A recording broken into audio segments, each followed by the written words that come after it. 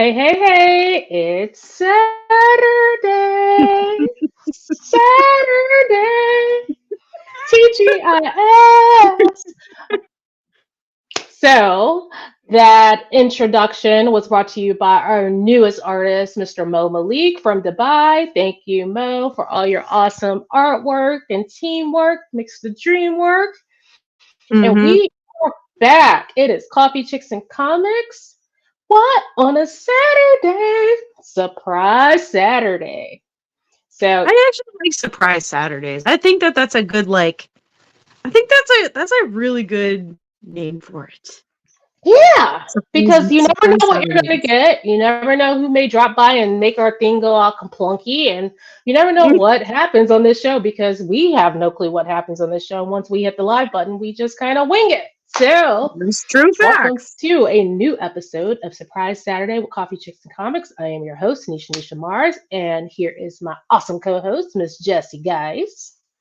And today, we are just going to dive into animated series, superheroes, and so much random stuff. So let's just get started, shall we? Just first topic. What do you got? Okay, so does anybody? I'm not sure if everybody remembers the because from the last episode we were talking about the Spider-Man animated series, and I think that were you talking about the original one, like I the was talking older about the original original one one? from the 90s because, like, most of the animated series that I got into and that I continue to watch were from the 90s. I never Mm-hmm. watched any of the recreates. I did watch the Miles Morales movies, but I didn't get Mm-hmm. into any of the actual recreates of the Spider Man shows that they put on, like, Disney or elsewhere. Okay, So, so I don't know I don't know how I came about to owning copies of a Spider-Man, like a version of Spider-Man series. I don't even remember what it was called either, but it was kind of like a 3D animation of Spider-Man, and it was hmm, like early 2000s, yeah. I think.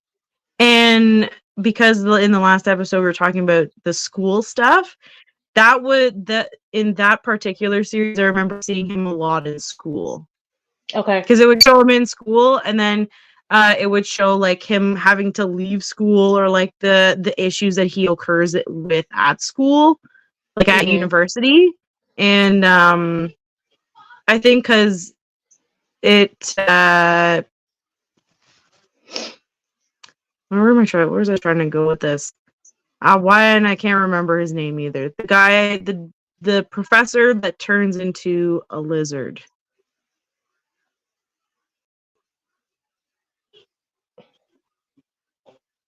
It's not coming to me. Anyways, but like that's kind of besides the point.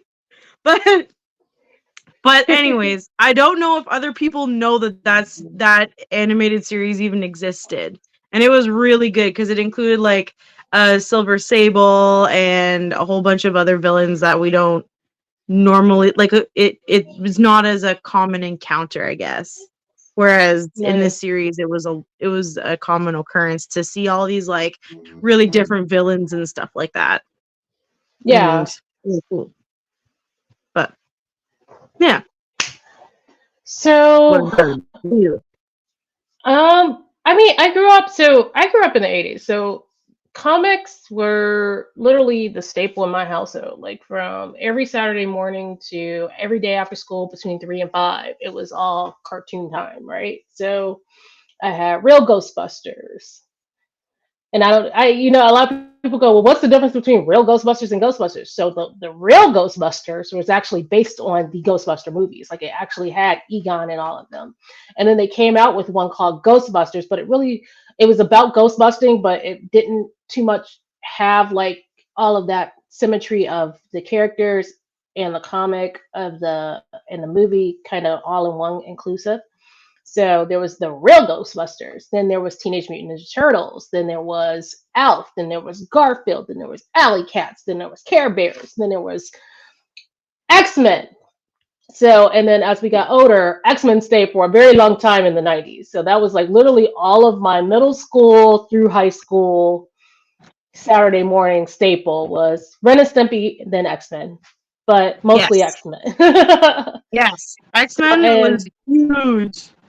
yeah, but they also left X-Men at a very bad cliffhanging point, right? Like Xavier was on his Yeah. deathbed. We didn't know what was going to happen with all the other characters.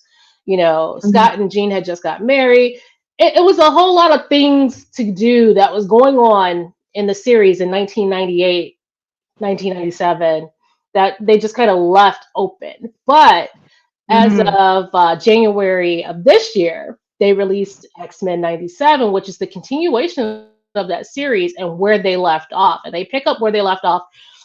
And it's so funny watching it with my kids now because they're like, why do they wear so many bright colors? Why does everybody have big hair? Like, Oh that was my the gosh. you got to And think you're like, about it. that If was you just her were thing. that was like completely their thing. And I'm still mad that like I think I told my boyfriend the other day, I was like, I'm really mad that they still couldn't give Jean Grey a better freaking costume. Because the cowl that goes around her head just looks like a giant condom for her hair. It's really weird how it like How it just like totally, does what it yeah, does. it's like, yeah, it's like the wrestling mask that braces her Well, face and it's just then like her neck and then this and then it just it Gambit has the yeah. same like weird, yeah. Well, because I think because the cow part of Gambit is black anyway, it just kind of looks like a giant headband. It doesn't so much Mm. look like it's wrapping like a hood that you cut holes in. Like hers just really looked like a giant condom. It just looked like you just slipped it all the way over her whole entire head, and then it went into her suit, and it was like, what the hell is going on here? Like, so Yeah. I'm still holding out hope that with them bringing back the series, that they will also bring back some of the other cool outfits that Jean Grey has worn, even as the Phoenix, and then has she Hmm. incorporated and going back to being Jean Grey. So they've already started with and they not make Magneto look like a giant rock star? Like he has like this whole Ozzy Osbourne meets Van I mean, Halen vibe. Like his hair is just long and flowy.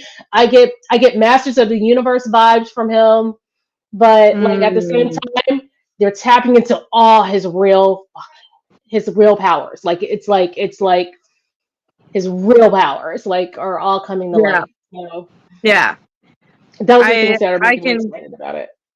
I can agree with that. I thought it was really cool how because yesterday on our Instagram page, or not yesterday, was it yesterday? No, I think it was a couple of days ago when our Instagram page had shared the original was it Cyclops, I think? And then the new Hmm. Cyclops from the TV show. And Hmm. just even it's like a slight color difference, but they're still trying to keep it as original to the original color as possible. And I was Hmm. like, you know what, I really like that. And there's like very limited shading. And it's just so cool to like come back to that where you're kind of like reminiscing of like they really had such a limited color palette Hmm. for doing animation, and what they did with it was really really well done. Like they really used the colors that they had available to the Hmm. best degree possible. And speaking of colors, I mean, that's the same thing they kind of did with, I want to say, in some ways, they did that with the new Teenage Mutant Ninja Turtles. Like their Hmm. cover, I mean, a lot of our colors back then, they were very matte, they were very flat, they weren't, to embellish, it was just the person that will be wearing the bright colors, but everything was very Yeah. monochromatic. So Hmm. in Teenage Mutant Ninja Turtles, in the newer movie, when they redid the turtle, I'm not a fan of the way they did the turtles, even though I respect it because everybody has their own artistic, point of view. But the color and the emphasis on their powers and or their abilities was definitely there, and it was pronounced by the color.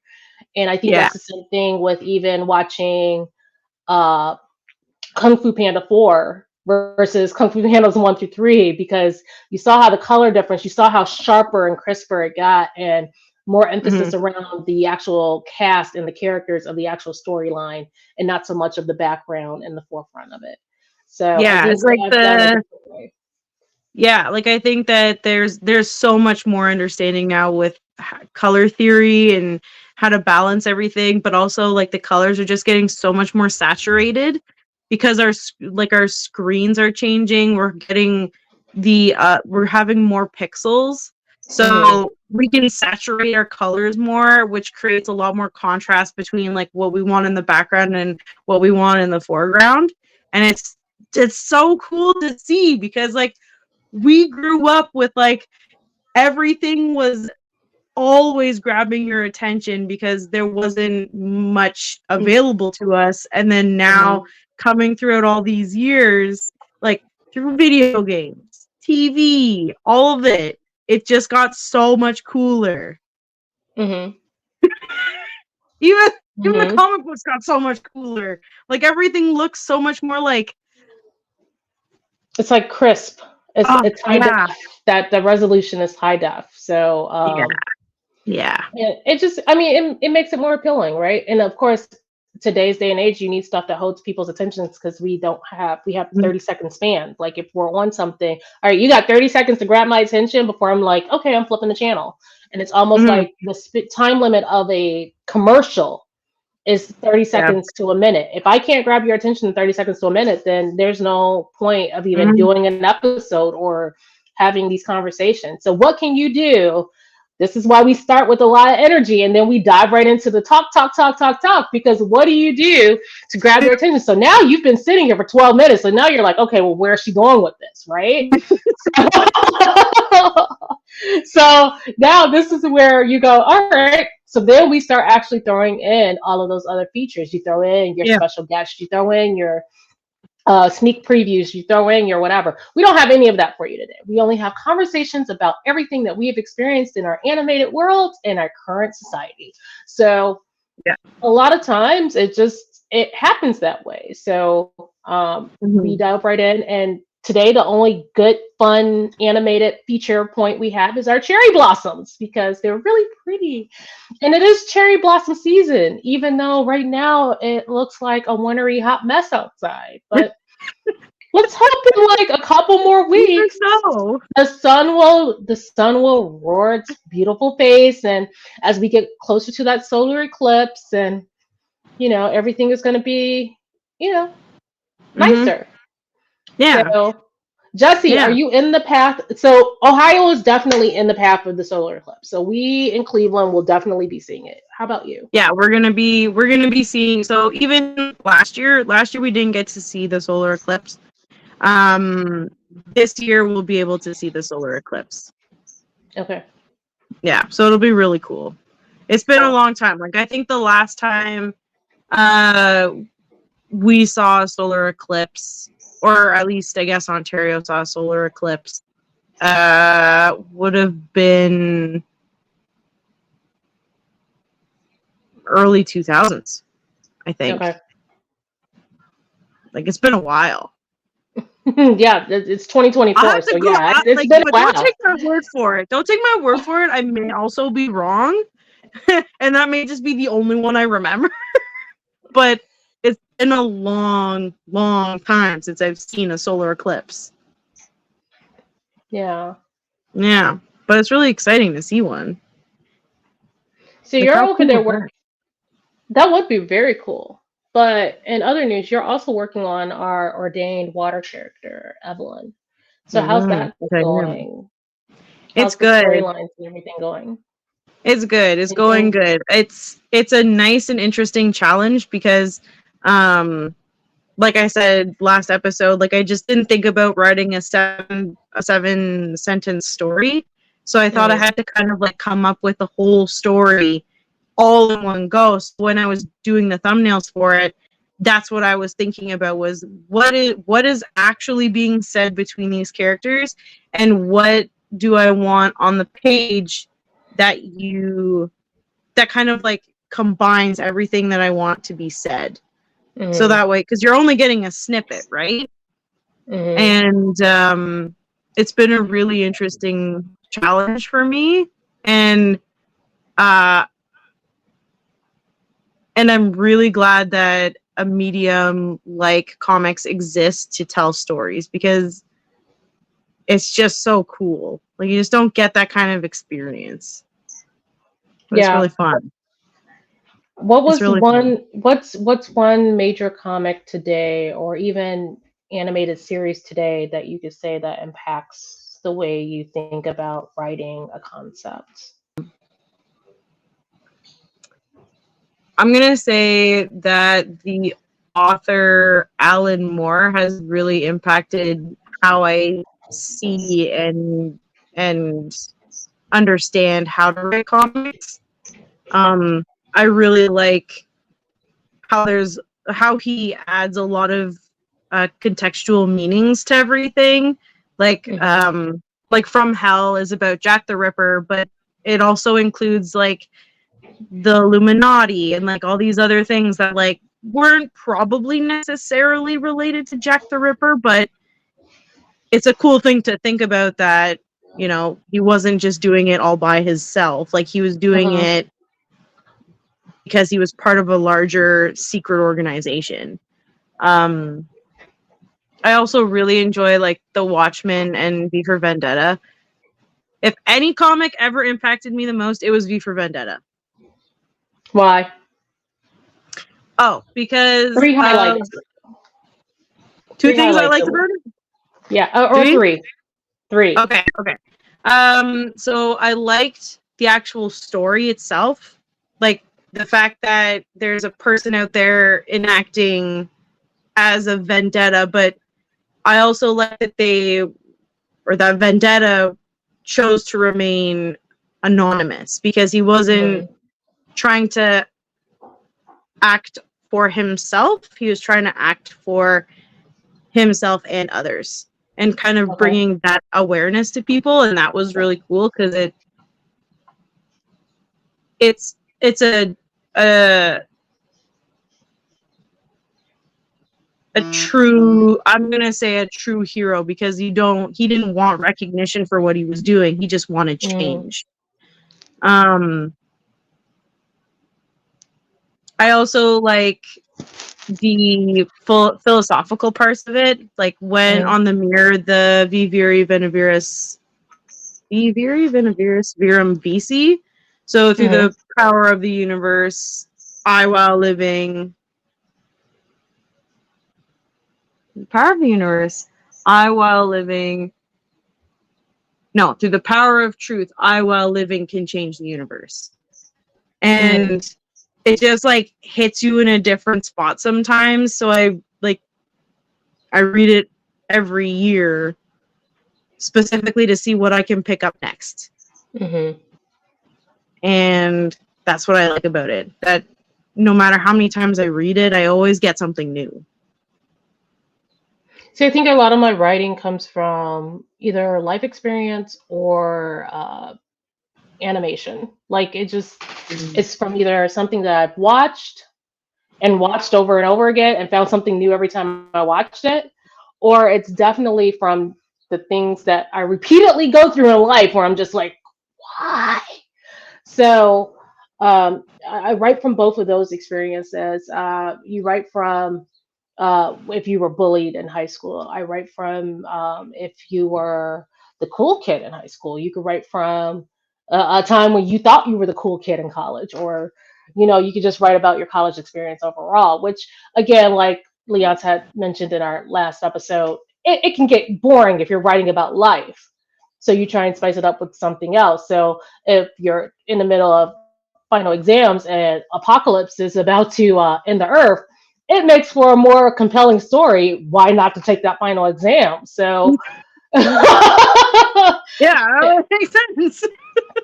I mean, so you kind of write from. I think you can write and combine the two, but I think at the same time you write with a grounded point or purpose to go somewhere with it. I think when I write for Mars, a lot of times the first part of the character that I wanted to tell was her background of who she was as a person.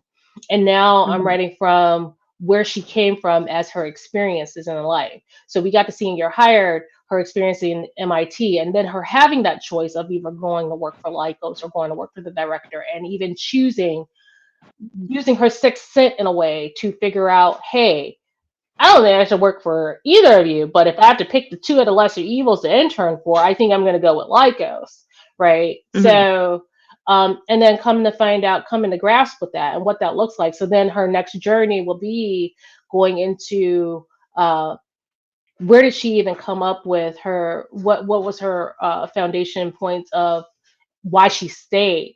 Because I mean, with an internship, it's temporary. You can leave at any time. She can just go be a normal human. But a lot of things that we did learn is that they both have powers and they're both tied together by the same elemental one that made them as metahumans.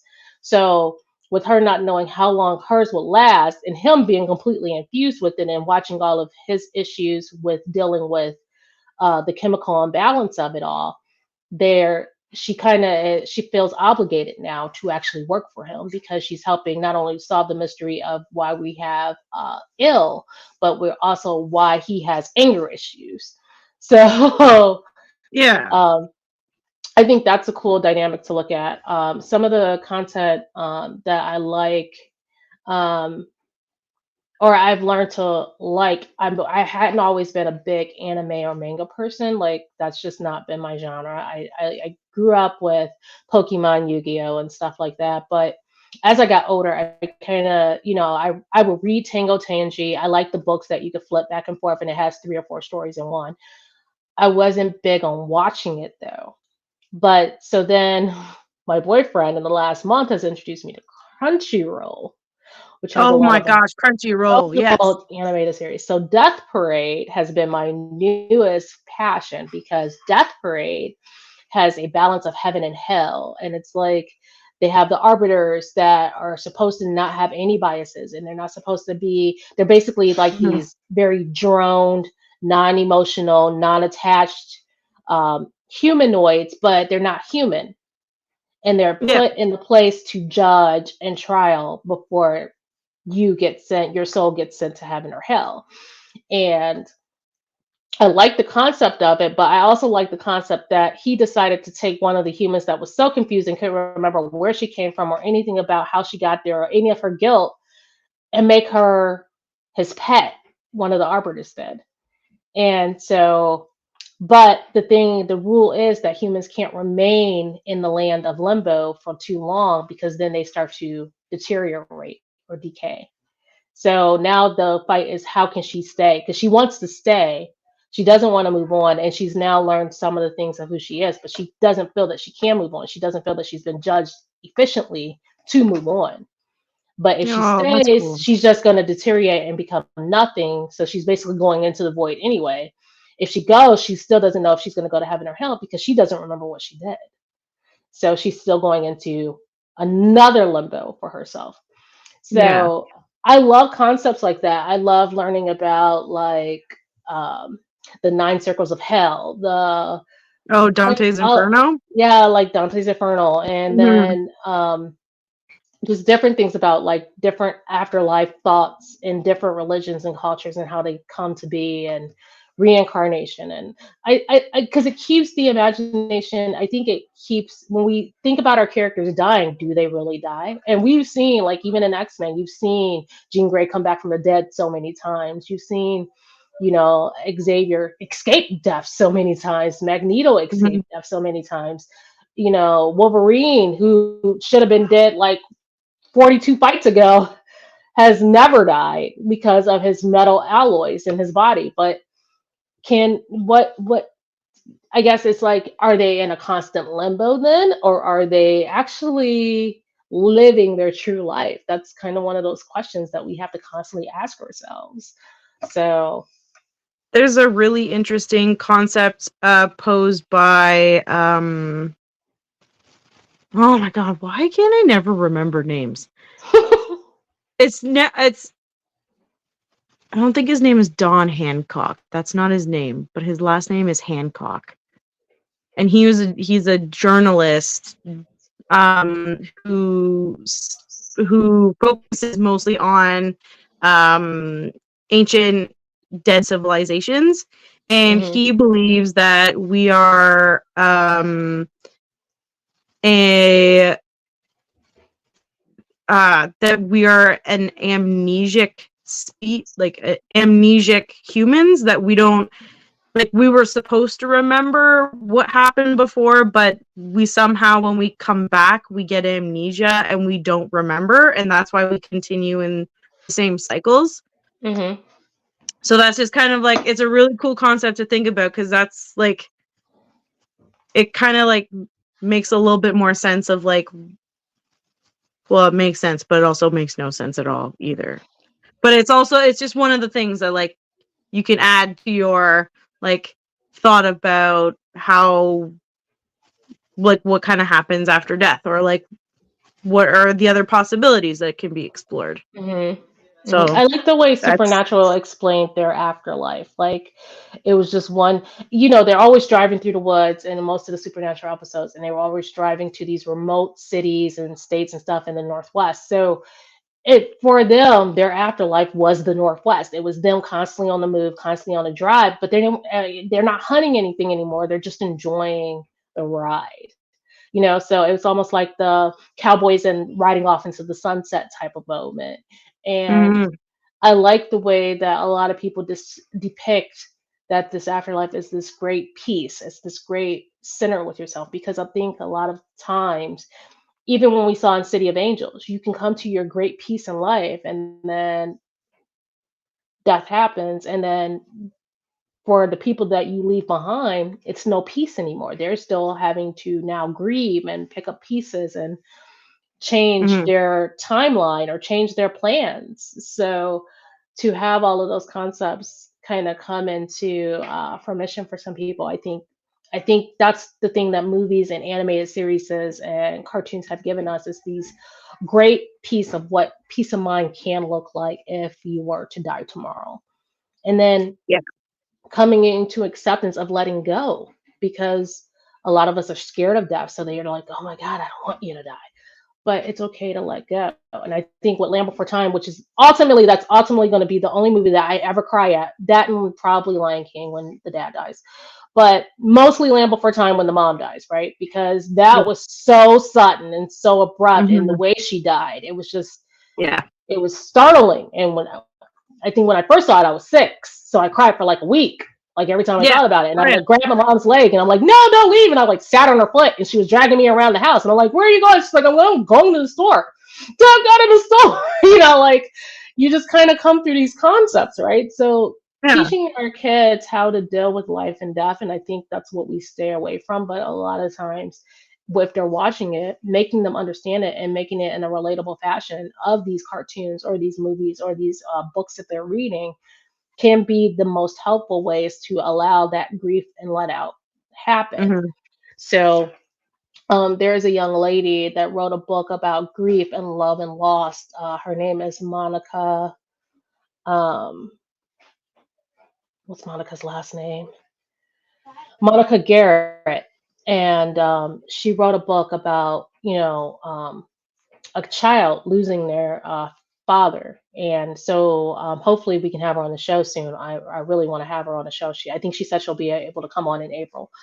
But she talked about how to deal with those grief. Like, how do you keep, and it shows how the kid, can lose a parent, or a parent can leave and be absent, and how do you deal with those situations. So that's one of those things, and she wrote it in an animated children's book. So that's one of the reasons why I want to have her on the show, because we talk about it all the time, or we watch it all the time, and we read it all the Hmm. time, but a lot of people don't know how to actually process it. So Yeah. she actually talked from a way of processing it, and then a way of how to pick up the pieces and then keep it moving forward. Yeah. So I think, well, this ultimately was supposed to start off being X-Men, and we started talking about life and death and other things. So again, happy surprising Saturday, and that is our time. So any final thoughts, Jess? Only a anime recommendation. You should look into the Fate I'm not sure if it's an anthology or if it's more of like a series, but like individual series, because with animes they don't like group them together into seasons. Hmm. So, but the title is called Fate, and I think that you might really enjoy it. And It in has a theaters lot of now. concepts. It has a lot of concepts about like what free will really means, and if we as existence even have free will, Mhm. and what it would possibly look like. It's really, really good. It's really good. So Something else that kind of comes that's to all I have to mind. say. Just watch that. Just look into that. Something else that comes to mind while you're saying that though is Wheel of Time. If you ever have a chance to watch the series Wheel of Time on Amazon Prime, Really that was a nice. really great, and it was a great book, but it was a really great and well done series on Yeah, they did a time and the really good adjustments job. of time and life, and if you control your own fates in that aspect too. Mhm. Some other things to keep in mind, and I liked watching Dune 2. Dune 2 was really good Mhm. this weekend, and so Mhm. if you're going to the movies with the family, definitely a Dune 2 is definitely one to watch. And then perhaps even if you want something more lighthearted, you have Kung Fu Panda with Jet Black, because he's awesome. And yeah, but take with your Saturday something warm and something springy and something surprising. So, Yeah. as always, it was fun. We'll talk to you soon. Peace.